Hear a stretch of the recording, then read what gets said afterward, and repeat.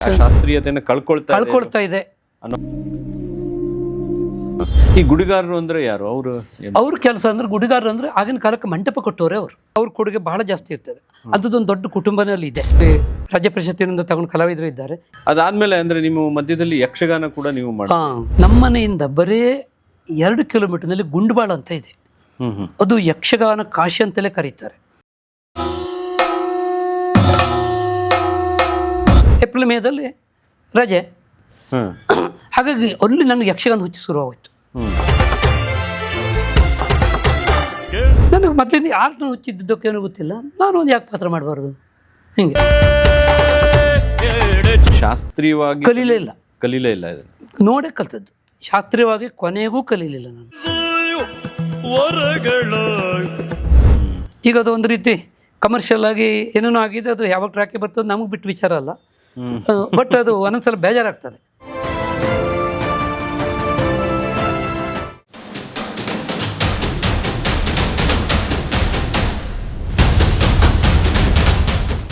ಈ ಗುಡಿಗಾರರು ಅಂದ್ರೆ ಯಾರು?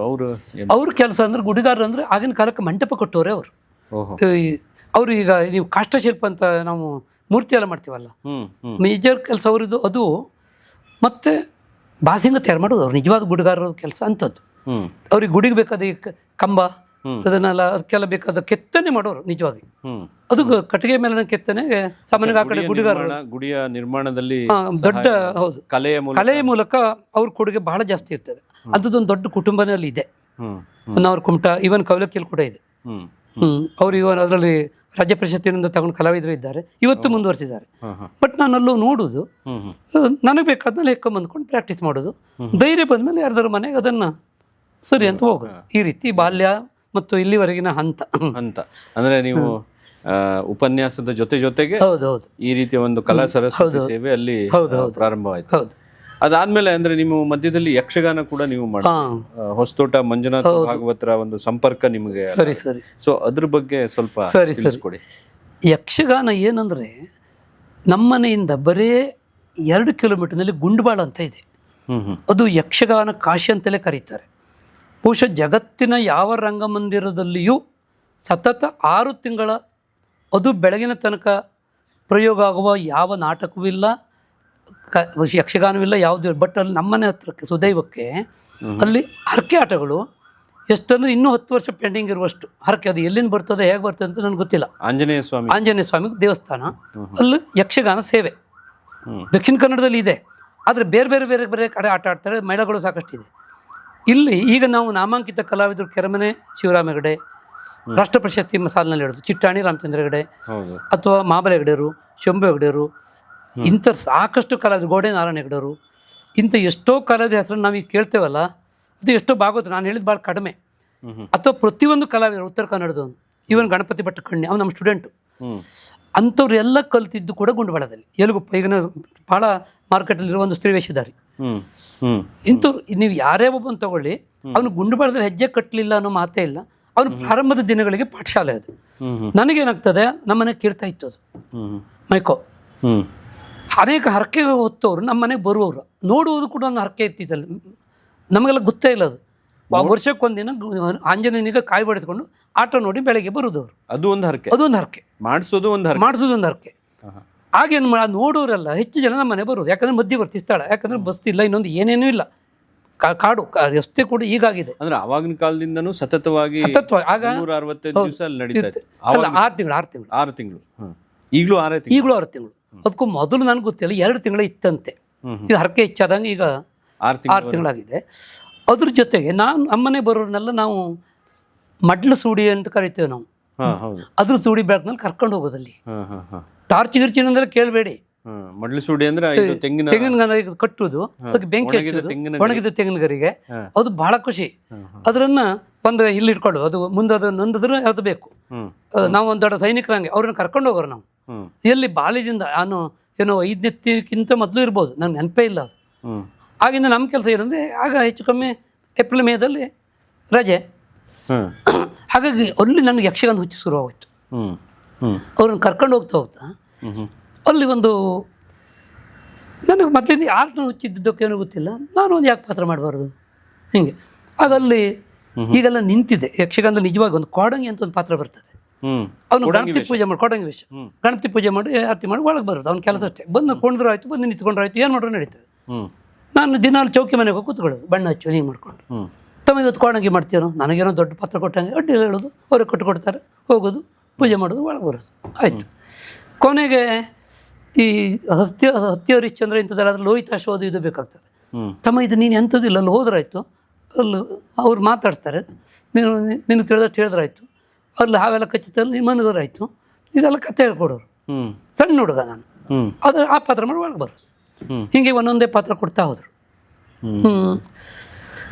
ಆಮೇಲೆ ಶಾಸ್ತ್ರೀಯವಾಗಿ ಕಲೀಲೇ ಇಲ್ಲ ನೋಡೇ ಕಲ್ತದ್ದು. ಶಾಸ್ತ್ರೀಯವಾಗಿ ಕೊನೆಗೂ ಕಲೀಲಿಲ್ಲ ನಾನು, ಯಾಕಂದ್ರೆ ಅವಕಾಶ ಸಿಗಲಿಲ್ಲ. ಯಾಕಂದ್ರೆ ಗುರುಮುಖದಲ್ಲಿ ಕಲಿಯುವಾಗ ನನಗೆ ಲೇಟ್ ಆಗಿದೆ. ಹೊಸದೊಡ್ಡ ಸಂಪರ್ಕ ಆಗೋದು ಸ್ವಲ್ಪ ಮುಂದೆ ಅವಧಿ ಮುಂದೆ ಬಂತು. ಅಲ್ಲಿ ಯಕ್ಷಗಾನ ತರಬೇತಿ ಕೊಡುವರು ಅಂತ ಯಾರೂ ಇಲ್ಲ ಆಗಿನ ಕಾಲಕ್ಕೆ. ಆಮೇಲೆ ಈಗ ರಾಶಿ ಶಾಲೆ ಉಟ್ಕೊಂಡಿದೆ, ಬಹಳ ಶಾಲೆ ಆಗಿದೆ, ಒಳ್ಳೇದು ಆಗಿದೆ. ಮತ್ತು ಈಗಿನ ಮಕ್ಕಳಿಗೆ ಅದು ಕೂಡ ಬೇಡ, ಇದ್ರಲ್ಲಿ ನೋಡೇ ಕಲಿತಾರೆ, ಮಾಧ್ಯಮದಲ್ಲಿ ನೋಡೇ, ಯೂಟ್ಯೂಬ್ ಅಲ್ಲೇ ಕಲಿತಾರೆ, ಈಗ ಕಲಿತಾರೆ, ಚೆನ್ನಾಗೇ ಕಲಿತಾರೆ. ಆದ್ರೆ ಆಗಿನ ಇದು ಹೊರಟೋಗಿದೆ. ಯಕ್ಷಗಾನಕ್ಕೆ ಒಂದು ಕಾಲಕ್ಕೆ ಕುಣಿತಕ್ಕೆ ಒಂದು ಪಾಲು, ಅಭಿನಯಕ್ಕೆ ಒಂದು ಪಾಲು, ಅರ್ಥಗಾರಿಕೆಗೆ ಒಂದು ಪಾಲು, 3 ಪಾಲು ಇತ್ತು. ಈಗ ಕುಣಿಯುವುದೇ ಪ್ರಧಾನ ಆಗಿ ಕತೆಗೆ ತೊಡಕಾಗದಿದ್ದಷ್ಟೇ ಮಾತಾಡ್ತಾರೆ. ನಾವು ಅದನ್ನು ನೋಡಿದ್ದಕ್ಕೆ ನಮಗೀಗ ಅದಷ್ಟು ಸರಿ ಕಾಣೋದಿಲ್ಲ. ಮತ್ತು ಆಗ ಪೌರಾಣಿಕ ಮಾತ್ರ ಇತ್ತು.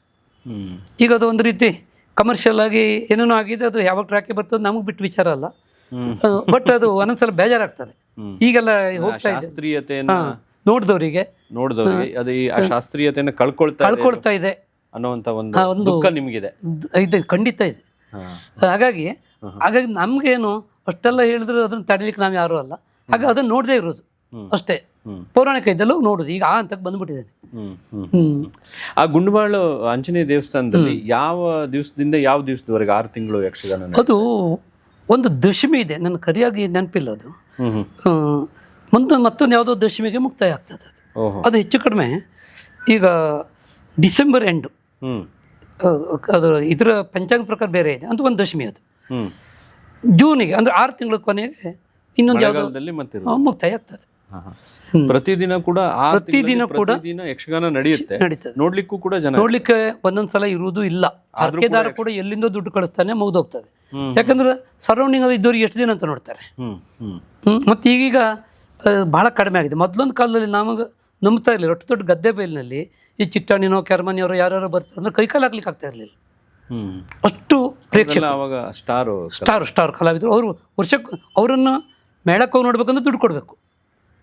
ಇಲ್ಲ ಉಚಿತವಾಗಿ ನೋಡ್ಲಿಕ್ಕೆ ಸಿಗ್ತಾರೆ ಅಂತ. ಅದೇ ಚಿಟ್ಟಾಣಿ ಒಂದು ಕಾಲದಲ್ಲಿ ಪುಕ್ಕಟೆ ಎಷ್ಟೋ ವರ್ಷ ಕೊಂಡಿದ್ದಾನೆ, ಅದೇ ಶಿವರಾಮ ಕೊಂಡಿದ್ದಾರೆ. ಬಟ್ ಆಗಲ್ಲ. ಈ ಗದ್ದೆ ಬೇಲು ಸುಳ್ಳು ಅಂತ ಕಾಣ್ತದೆ ನಮಗೆ. ಈಗ ಹೋದ್ರೆ ಇಷ್ಟೆಲ್ಲ ಜನ ಆಗ್ತಾ ಇದ್ರು. ಮತ್ತೆ ಆಗ ಜೋಡಾಟ ಅಂತ ಆಗ್ತಾ ಇತ್ತು, ಹರಕೆ. ಆಗ ಯಾವುದಾದ್ರು ಮೇಳ ಬರ್ತಾ ಇತ್ತು, ತೀವ್ರ ಸ್ಪರ್ಧೆ. ಅದ್ರಲ್ಲಿ ನಮ್ಗೆ ಕುತೂಹಲ.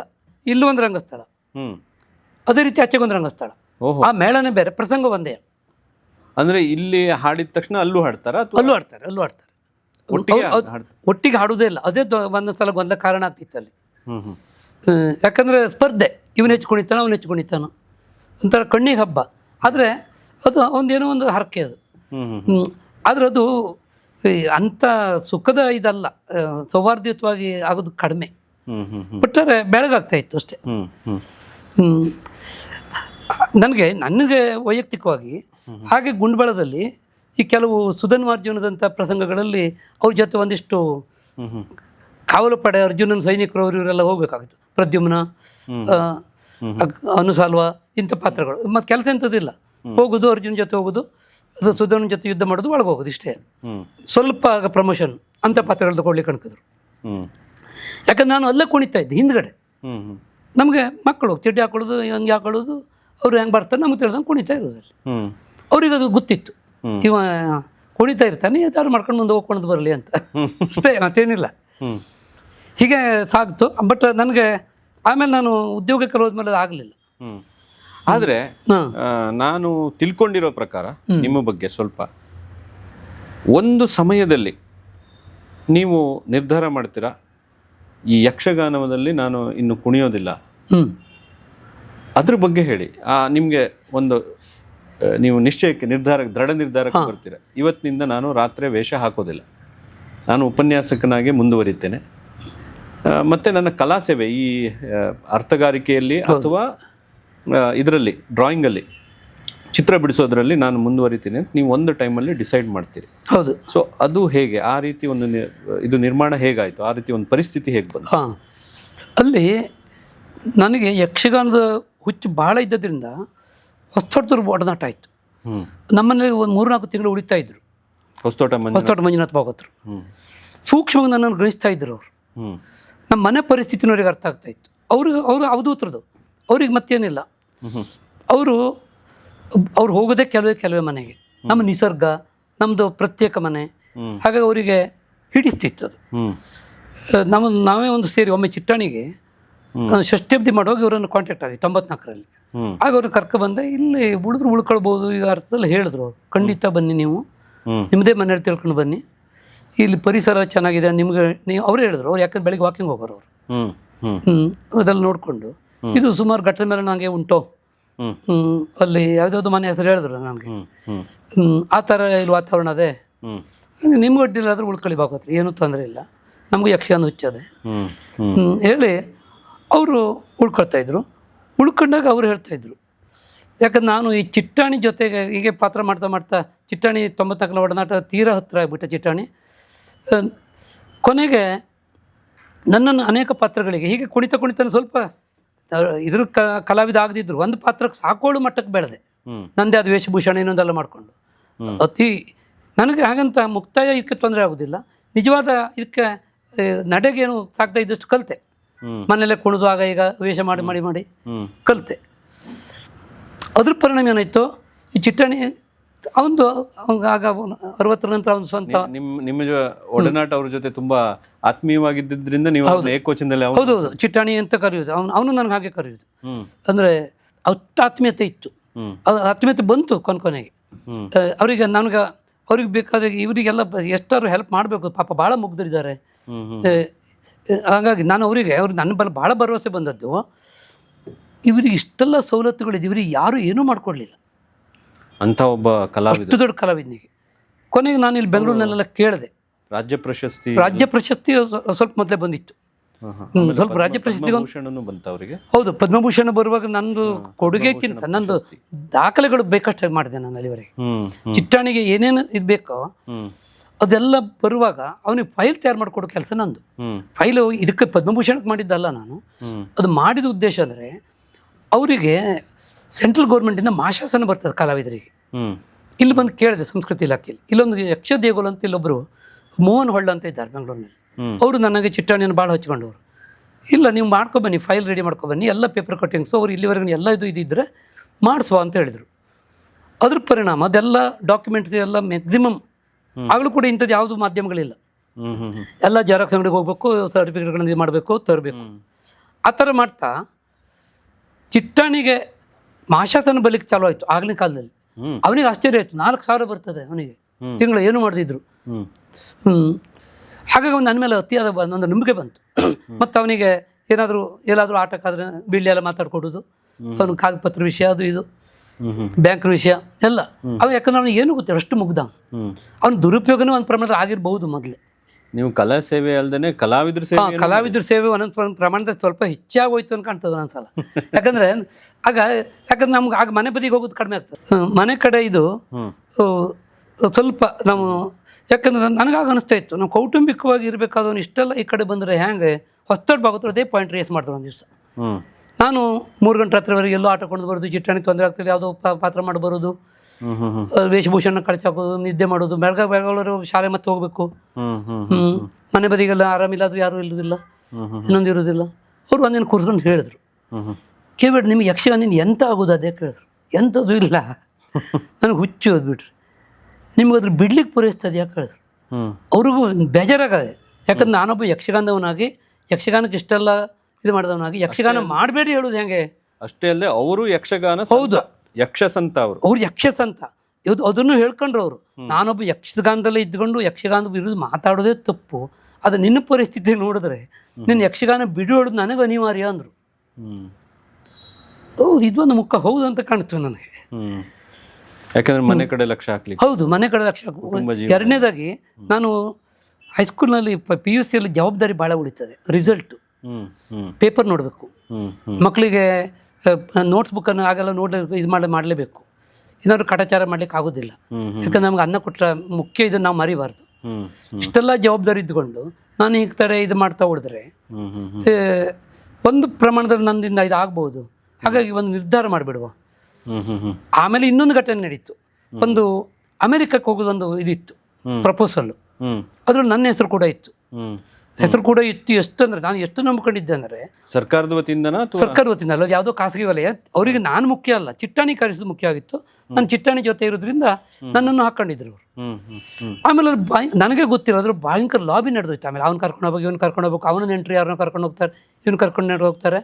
ಅಂತೂ ನನ್ನ ಅಲ್ಲಿ ಎಷ್ಟು ಮಟ್ಟಿಗೆ ಅಂದರೆ ಇಂತಿಂಥ ಪ್ರಸಂಗ ಇಂತಿಂತಲ್ಲಿ ನನ್ನ ಪಾತ್ರ ಅಂತ ಕೂಡ ಆಗಿಬಿಟ್ಟಿತ್ತು. ನಾನು ಹೌದು ಅಂತ ಎಲ್ಲ ಸಿದ್ಧತೆ ಎಲ್ಲ ಅರೇಂಜ್ ಮಾಡ್ಕೊಂಡು ಕೂತ್ಕೊಂಡಿದ್ದೆ. ಪಾಸ್ಪೋರ್ಟು ಇದು ಎಲ್ಲದೂ ಆಗಿಬಿಟ್ಟಿತ್ತು.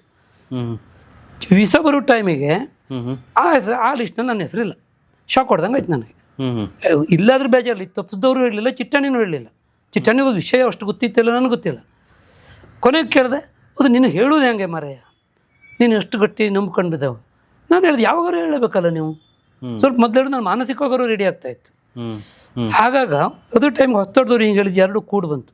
ಇನ್ನು ಬಹುಶಃ ಇದು ಒಳ್ಳೆ ನಿರ್ಣಯ ಮಾಡೇ ಬಿಡುವ ಅಂತೇಳಿ ಯಕ್ಷಗಾನ ಟೋಟಲಿ ಕಳ್ಸ್ಕೊಂಡ್ಬಿಟ್ಟೆ. ಆದ್ರೂ ಅದು ಬಿಡುವುದಿಲ್ಲ. ಬಣ್ಣ ಒಂದ್ಸಲ ಹಚ್ಚಿದ ಮೇಲೆ ಅದು ಏನು ಮಾಡಿದ್ರು ಮತ್ತೆ ಅದ್ರ ಮೋಹನ ಮುರಳಿ ಕರೆ ಸರಿ ದೂರ ತೀರಕ್ಕೆ ಅದೇ ಆಯ್ತು. ಆ ರೀತಿ ಆಗ್ತಾ ನಾನು ಸ್ವಲ್ಪ ಅದಕ್ಕೆ ಸ್ವಲ್ಪ ವಿಮುಖ ಆಗಿ ಕೂತ್ಕೊಂಡೆ. ಅದ್ರ ಪರಿಣಾಮ ಹೊಸ್ತೋಟದವರು ಶಿಕ್ಷಣಕ್ಕೆ ಹೋಲಿಸಿದ್ರೆ ನಂದು ಭಾಳ ಅದೇ ಹೇಳ್ಕೊಳ್ಳಿಕ್ಕೆ ಡಿಗ್ರಿ. ನಾನು ಯಾಕೆ ಬರಿಬಾರ್ದು, ಇನ್ನೊಂದು ಮುಖ ತೆರ್ಕೊಂಡಿತ್ತು ನನಗೆ ಸಾಹಿತ್ಯದ ಕಡೆ. ಅವರು ಎಷ್ಟು ಬರೆದಿದ್ದಾರೆ, 300 ಪ್ರಸಂಗಗಳು. ರಾಮಕೃಷ್ಣ ಪರಮಹಂಸರ ಮೇಲೆ 600 ಪೇಜಿನ ದ್ವಿಪದಿ, ಇಷ್ಟು ದಪ್ಪ ಪುಸ್ತಕ. ಯಾರು? ಹೊಸ್ತೋಟ ಭಾಗವತರು. ಬಿಡಿ ಲೇಖನಗಳು, ಪುಸ್ತಕಗಳು ಲೆಕ್ಕವೇ ಇಲ್ಲ. ಹಾಗಾಗಿ ನಾನು ಬರೀತಾ ಇದ್ದೆ, ನನಗೆ ಧೈರ್ಯ ಇರಲಿಲ್ಲ. ಹೊಸ್ತೋಟದವರಿಗೆ ಆಯಿತು ಬಿಟ್ಬಿಡುವನ್ರ, ಯಕ್ಷಗಾನ ಬಿಡುವ, ಇನ್ನು ನಾನು ಬರವಣಿಗೆ ಒಂಚೂರು ನೋಡಿ ಹೇಳ್ಕೊಟ್ಟೆ. ಅವ್ರಿಗೆ ಅಷ್ಟು ಖುಷಿ ಆಗಲಿಲ್ಲ. ಅಡ್ಡಿಲ್ಲ ಅಂದರು. ಸರಿ ಮಾಡಿ ಅಂದೆ, ಮಾಡೋದಿಲ್ಲ ಅಂದರು. ಸರಿ ಮಾಡಿದ್ರೆ ನಿಂದಾಗೋದಿಲ್ಲ, ಅದು ಸರಿ ಮಾಡಿದ್ರೆ ನಂದಾಗೋಗ್ತದೆ. ಅದು ನೀನು ಬರೆದು ಸರಿ ಮಾಡಿದ್ರೆ ಶಬ್ದಗಳು ಭಾಳ ಬೇರೆ ಬೇರೆ ಹಾಕಬೇಕು, ಅದು ಸರಿ ಮಾಡಿದ್ರೆ ನಂದಾಗ್ತದೆ. ಹಾಗಾಗಿ 3 ವರ್ಷ ಬರ್ದು ಎಲ್ಲೂ ಪ್ರಕಟ ಮಾಡ್ಲಿಕ್ಕೆ ಹೋಗ್ಬೇಡ, ಇಡು, ಮತ್ತು ಎಷ್ಟಾಗ್ತದೆ ಅಷ್ಟು ಓದು ನೀನು, ಮತ್ತು ನೀನೇ ಬರಿ ಅಂದರು. ಇದೊಂದು ಸೂಚನೆ ಹೌದು ಅಂತ ಕಾಣ್ತು. ಚುಟುಕು ಬರೆಯೋದು, ನಾನು ಇಟ್ಟು ಹೋಗೋದವ್ರು ಓದ್ತಾರೆ, ಎಂತೂ ಒಂದು ಮಾತು ಇಲ್ಲ, ಪ್ರತಿಕ್ರಿಯೆ ಇಲ್ಲ. ಆಗ ನಾನು ನಿರಂತರ ಬರವಣಿಗೆಗೆ ಶುರು ಮಾಡಿಬಿಟ್ಟೆ. ಹಾಗೆ ಎಲ್ಲೂ ಪ್ರಕಟ ಮಾಡಲಿಲ್ಲ. ಸುಮಾರು 1000 ಚುಟುಕು ಇವತ್ತೂ ಇದೆ. 2 ಪುಸ್ತಕಗಳನ್ನು ಮಾಡಿಟ್ಟಿದ್ದೇನೆ, ಹೊರಗೆ ತರಲಿಲ್ಲ. ಪ್ರಕಟವಾಗದ ಚುಟುಕುಗಳಕ್ಕೆ ಅದು ಎಲ್ಲದೂ ರೆಡಿಯಾಗಿದೆ. ಒಂದಕ್ಕೆ ಅಡಿಗೊಂದು ನುಡಿ, ಇನ್ನೊಂದು ಮುಡಿಗೊಂದು ನುಡಿ ಅಂತ ಮುಖಪುಟ ಕೂಡ ಆಗಿದೆ. ಅದು ತರಬೇಕೀಗ. ಆಗಿಂದ ತಂದದ್ದು. ಅವ್ರು ಹೇಳಿದ್ದು ಸರಿ, ಈಗೀಗ ನಾನೇ ತಿದ್ದುತ್ತಾ ಇದ್ದೇನೆ ಅದನ್ನು. ಕೊನೆ ಚುಟುಕಿನಿಂದ ಸ್ವಲ್ಪ ಪ್ರಮೋಷನ್ ಆಗಿ ಪದ್ಯಕ್ಕೆ ಶುರು ಮಾಡಿದೆ. ನಿಸರ್ಗದ ಪದ್ಯಗಳು ಅದು ಇದು ಹೀಗೆ ಬರೀತಾ ಹೋಗೋದು. ಅದ್ರ ಜೊತೆಗೆ ಈ ರಾಮಕಥೆಗೆ ಬೇಕಾಗಿ ಕೆಲವು GR ಭಟ್ರಂದು ಭಾಳ ದೊಡ್ಡ ಸಂಗೀತಗಾರ ಇದ್ದು, ಅವ್ರದ್ದೊಂದು ಪುಸ್ತಕವನ್ನು ಮಾಡಿದ್ದೆ ನಾನು. ಅವರಿಗೆ ರಾಮಕೃಷ್ಣ ರಾಮಚಂದ್ರಪುರ ಮಠದ ರಾಮಕಥೆಗೆ ಕೆಲವು ಪದ್ಯಗಳು ಬೇಕಾಗ್ತಾ ಇತ್ತು. ನಾನು ಬರೆಯೋದು GR ಭಟ್ಟಿ ತೋರಿಸ್ತಾ ಇದ್ದೆ ನಮ್ಮ ಸ್ಟಾಫ್ ರೂಮ್ನಲ್ಲಿ. ಅವ್ರು ನಮ್ಮಲ್ಲಿ ಕನ್ನಡ ಟೀಚರ್, ಬಾಳಗದ GR ಭಟ್. ಅವರು ಸಂಗೀತ ಅಲಂಕಾರ ಭಾಳ ಸಾಧನೆ ಮಾಡಿದವರು. ಅವರಲ್ಲಿ ತೋರಿಸ್ಲಿಕ್ಕೂ ಭಯ. ಆಮೇಲೆ ತೋರಿಸಿದ್ರೆ ಹೇಳಿದ್ರು, ಇಲ್ಲಲ್ಲ ಹಾಗೆ ಅಂತ ಇಟ್ಕೊ ಕೂತ್ಕೊಂಡಿದ್ದೆ ಮರೆ, ಇದರಲ್ಲಿ ಎಲ್ಲರೂ ಹಾಡ್ಬೋದು, ಚೌತಿಗೆ ಅದಕ್ಕೆ ಕೆಲವರೆಲ್ಲ ಒಂದೊಂದೇ ತೆಗೆದು ಶುರು ಮಾಡೋದು. ಆಗ ಧೈರ್ಯ ಬಂತು. ಆಮೇಲೆ ನೀನೊಂದು ಕೆಲಸ ಮಾಡಿ, ನನ್ನ ಜೊತೆ ಬಾ ಮರೆ, ರಾಮಕಥೆಗೆ ಕೆಲವು ಪದ್ಯಗಳು ಬೇಕು. ಆ ಸಂದರ್ಭ ಯಾವ್ದು ಬರ್ತದೆ ಹೇಳಿ ಗೊತ್ತಿಲ್ಲ, ಅದಕ್ಕೆ ತಕ್ಕನ ಪದ್ಯ ಬರ್ಕೊಳ್ಳೋದು ಅಂದರು. ಹೋದೆ ಗೋಕರ್ಣಕ್ಕೆ. ಇಂತಿಂಥ ಸಂದರ್ಭಗಳು ಮಾತಾಡ್ಕೊಂಡು ಬಂದು ಹೇಳ್ತಿದ್ರು. ಮರ್ದಿ ನಾನು ಬರೆದು ಒಪ್ಪಿಸ್ಬಿಡೋದು ಸ್ಟಾಫ್ ರೂಮ್ನಲ್ಲಿ. ಅದು ವಿಭೀಷಣ ನೀತಿ ಆಗ್ಬೋದು, ಶಬರಿದಾಗ್ಬೋದು. ಅವ್ರ ಪಾಲಿಗೆ ಯಾವ್ದು ಬರ್ತದೆ ಆ ಕಥೆಗಳನ್ನು ಹೇಳ್ತಾ ಹೋಗೋದು. ನಾನು ಬರೋದಕ್ಕೆ ಸ್ವಲ್ಪ ಅವರು ರಾಗ ಹಾಕೊಂಡು ಅವ್ರು ಹಾಡಿದ ಮೇಲೆ ಗೊತ್ತಾಗ್ತಿತ್ತು ನನಗೆ, ಈ ಪದ್ಯಕ್ಕೆ ನನ್ನ ಸಾಹಿತ್ಯಕ್ಕೂ ಇಷ್ಟೆಲ್ಲ ಶಕ್ತಿ ಬರ್ತದೆ ಅನ್ನೋದು ಖುಷಿ ಆಗ್ತಾ ಇತ್ತು. ಹಾಗಾಗಿ ನನಗೆ ಸಾಹಿತ್ಯದ ಶಕ್ತಿ ಗೊತ್ತಾಗೋದು, ಈ ಕವನದ ಶಕ್ತಿ ಗೊತ್ತಾಗೋದು ಅವ್ರು ಹಾಡಿದ ಮೇಲೆ ನನಗೆ ತಿಳಿದಂಗೆ. ನಮ್ಮ ಶಬ್ದ ಇರ್ಬೋದು, ಅವ್ರೇನು ಒಂದು ಅಕ್ಷರನೂ ಆಚೆ ಮಾಡ್ಕೊಳ್ಳಲಿಲ್ಲ, ಮಾತ್ರೆಗಳಿಗೆ ಸ್ವಲ್ಪ ಆಚೆ ಈಚೆ ಮಾಡ್ಕೊಂಡಿದ್ದಿರ್ಬೋದು ಬಿಟ್ಟರೆ. ಹ್ಮ್ ಹ್ಮ್ ಹ್ಮ್.